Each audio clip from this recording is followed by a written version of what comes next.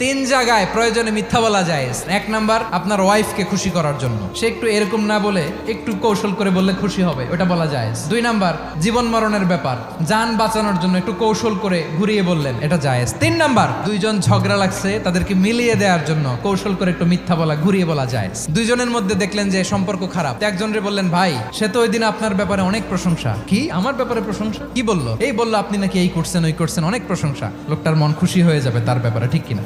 আবার তার সাথে যার ঝগড়া, ওরে যে বলুন, ভাই ওই দিন তো সে আপনার অনেক অ্যাপ্রিসিয়েশন করলো, অনেক, সে তো অবাক, কি রে বলে কি? এই যে দুইজনের ব্যাপারে দুইজনের একটু ভালো ভালো কথা বলে দিচ্ছেন, একদিন দেখবেন রাস্তা দিয়ে হাঁটার সময় একে অপরকে সালাম দিয়ে ফেলছে, সালাম দিয়ে বুকে জড়ায় ধরছে, আছে না নাই? আবার মিলমিশ হয়ে গেছে। কিন্তু আমাদের স্বভাব হইলো, দুই প্রতিবেশী যদি একসাথে বসে একসাথে হাঁটে, দূর থেকে দেখলে আমাদের জলে, আছে না নাই? ঘটনা কি? এই দুইটার মধ্যে এত মিল কে? এই দুইটার মধ্যে গিরিঙ্গি লাগানো যায় কিভাবে? আল্লাহর কাছে তওবা করেন, এই মানসিকতার যেন আমরা না হয়, আমরা মিলিয়ে দিব।